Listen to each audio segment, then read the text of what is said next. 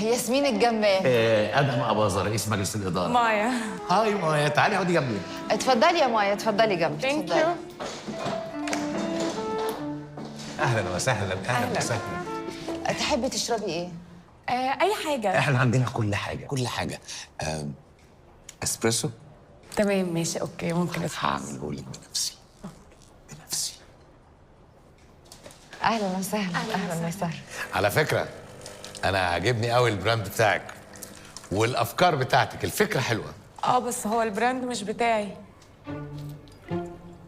مش بتاعك؟ امال بتاع مين؟ ويا ترى هنمضي العقود مع مين؟ هو رئيس مجلس الاداره جاي دلوقتي وهتعرفوا عليه بنفسكم. هو قال لي ان احنا ممكن نخلص العقود دلوقتي حالا عادي. جدا جدا. هو ايه بس اللي جدا جدا يا ادهم؟ استنى شويه، انا متهيألي نستنى رئيس مجلس الاداره. لا معقوله برضو. انا همضي، انا شخصيا مضيت خلاص. يبقى انت بقى اتفقي مع رئيس مجلس الاداره، وبعدين مش انت اتفقتوا على كل حاجه؟ ادهم ما يصحش كده.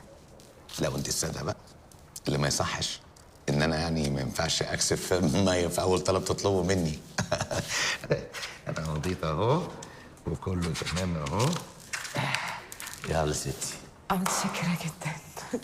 اقدم لكم رئيس مجلس اداره شركات جاسمين انترناشونال مستر زين خطاب.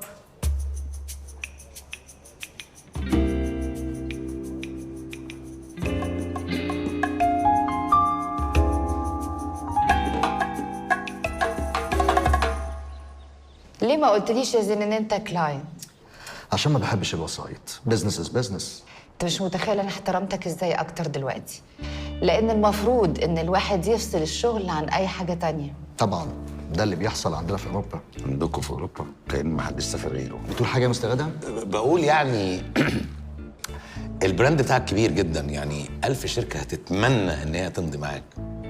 اشمعنى شركتنا احنا؟ الله، جرى ايه يا ادهم؟ ايه اللي انت بتقوله ده؟ سيبي انا فاهم هو قصده ايه.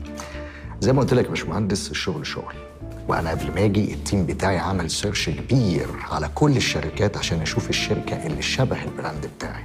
ده غير ان انا متابع شغل الاستاذه ياسمين من زمان، وعجبني قوي افكارها. افكارها دي افكاري انا، دي افكاري انا. وغير الافكار، البرزنتيشن بتاعكم كان هايل والالوان تحفه. انت كده نطيت الافكار. طب نشوف شغلنا. احنا مضيتوا العقود ولا لا؟ للاسف مضيت.